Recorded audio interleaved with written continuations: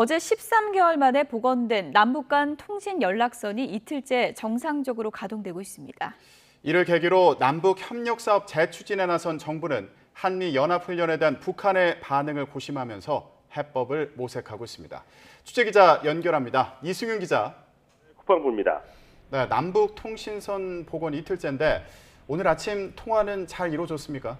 네, 그렇습니다. 군 당국은 조금 전인 오늘 오전 9시 서해지구 군통신선의 유선 통화와 문서 교환용 팩스 등을 정상적으로 운용했다고 밝혔습니다. 군통신선 복구 이틀째에도 예정대로 오전 정기 통화가 이루어진 겁니다. 오후 통화는 4시에 예정돼 있습니다. 다만 동해지구 군통신선은 여전히 기술적인 문제로 계속 연결을 시도하고 있습니다. 국방부는 이번 조치로 판문점 공동경비구역 자유왕래와 비무장지대 6.25 전사자 유해 공동 발굴 작업 등 9.19 군사 합의에 따른 상호 신뢰 조치와 협력 사업이 활력을 되찾을 것으로 기대하고 있습니다. 통일부도 오늘 오전 9시 남북 연락사무소 정기 통화가 예정대로 이루어졌다고 밝혔습니다. 오후 5시에도 통화가 예정돼 있습니다. 통일부는 이산가족 상봉과 코로나19 대응 협력 등과 관련해 북한이 방역 때문에 대면 회담을 꺼린다면 비대면 방식으로라도 논의하겠다는 입장입니다. 어제 북한도 통신선 복원이 남북관계 개선과 발전에 긍정적인 작용을 하게 될 것이라고 의미를 부여했던 만큼 호응이 있을지 주목됩니다.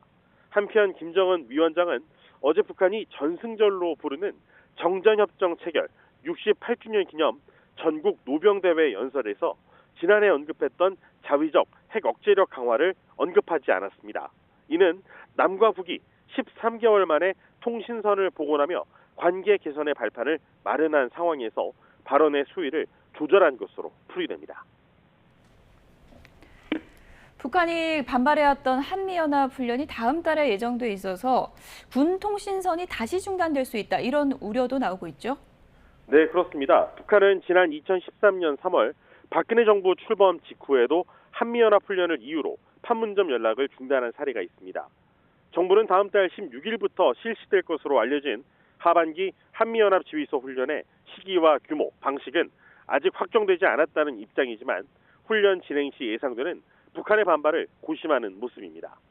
특히 군은 한미가 코로나19 상황과 전투 준비 태세 유지, 전작권 전환 여건 조성, 한반도 비핵화와 평화 정착을 위한 외교적 노력 등 제반적인 여건을 고려해 긴밀히 협의 중이라는 입장입니다. 앞서 지난 1월 국방부는 우리의 한미연합훈련, 북한의 하계와 동계훈련 등 작전사령부급 대규모 훈련은 북한과 군사회담을 통해 협의가 가능하다고 밝힌 바 있습니다. 군 관계자는 어제 조 바이든 미국 대통령이 정전기념일 포고문에서 한미연합훈련을 콕 집어 언급한 데다 폴 러카메라 주한미군 사령관의 취임을 고려해 규모를 줄여서라도 훈련을 실시하는 방향으로 추진될 것으로 안다고 말했습니다. 지금까지 국방부에서 YTN 이승윤입니다.